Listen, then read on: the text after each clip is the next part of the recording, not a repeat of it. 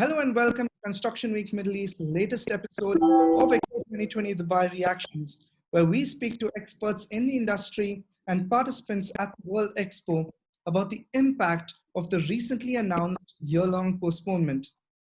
Joining us today is the Commissioner General of the French Pavilion at Expo 2020 Dubai, Erik Linquier, one of the officials spearheading France's participation at what is expected to be the world's greatest show.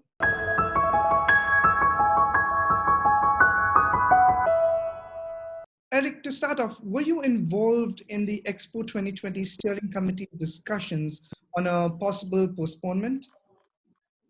Yes, I was involved in these discussions. It was at the end of March.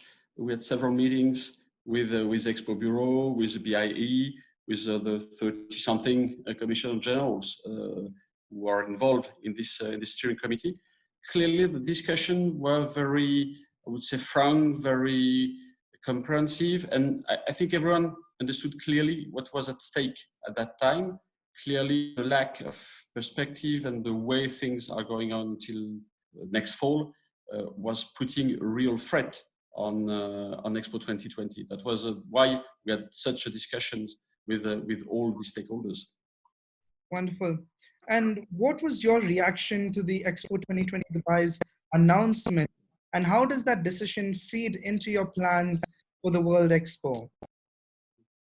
As you may know, we've supported this decision by Expo 2020 and by the BIE from the beginning, as we considered that it was the best decision to be taken in these circumstances. The lack of visibility on 2020, the fact that works are suffering a little bit of delay due, of course, to COVID-19, and the fact as well that we have no information on the number of tourists, visitors, all those people that would be present for Expo 2020. This decision, frankly, is the best one we would have to consider. Of course, like for the Olympics, the decision was taken a few days before Expo 2020, and it's the same inspiration, and it's a good inspiration, in fact. What percentage of construction do you think is complete now, and what is remaining yet to be done?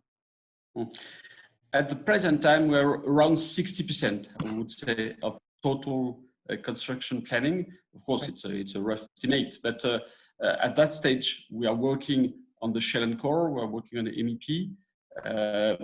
It will be finished in the coming weeks, but frankly, we wouldn't be able to reach the initial deadline, which was in July for the pavilion, and of course, ready for the opening in October. So clearly, we welcome this postponement, and it gives us the opportunity to finish properly the construction of the pavilion, to do it in the best financial conditions as well, and in the best condition to protect workers, to protect people involved in the project. So clearly, for the pavilion, this decision allows us to take a little more time, of course, but to do even better pavilion than expected. Clearly, we have stick to the prescriptions of the Emirates and Dubai governments regarding health and safety for workers. The fact that we can be sure to preserve any kind of social distancing, the fact that all the workers are preserved as well.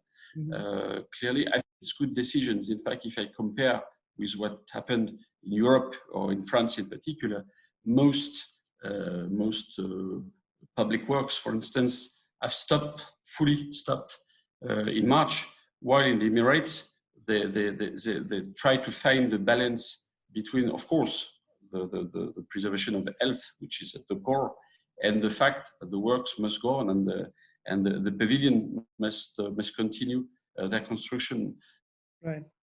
And in your opinion, when the French Pavilion opens out on the 1st of October 2021, what is going to make it stand out? It's a mix of different things. Of course, the facts that we put the emphasis on the sustainability of the pavilion, on the fact that the pavilion will be enlightened during nights.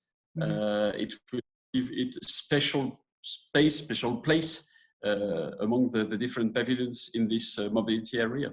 Sustainability has different objectives on our side. First, of course, is to reach, when we won't reach fully 100% autonomy in terms of energy, but we will be around 70% of autonomy thanks to the solar panels, of course. We have a building that will be autonomous in terms of water treatment, in terms of different waste treatment. That's our contribution to sustainability. Clearly, mobility is important for us. That's why we decided to be present in that part of Expo 2020, in fact. And our permanent exhibition in the pavilion on the ground floor, meaning 1,000 square meters of exhibition, will be devoted to mobility and the way you can improve mobility in cities, the solution you can bring to people to make it easier, to make it more comfortable, to make it consistent as well with the sustainability goal, with electric mobility, etc., etc. So clearly, what we want to do is to focus our pavilion, at least the ground floor of the pavilion, to mobility. Wonderful. Thank you, Erik, for sharing your insights. It was wonderful having you on the show. For those of you watching, feel free to comment, share, like, and subscribe for more such interviews with experts and officials from the Expo 2020 Dubai. That's all for now, and until next time, goodbye.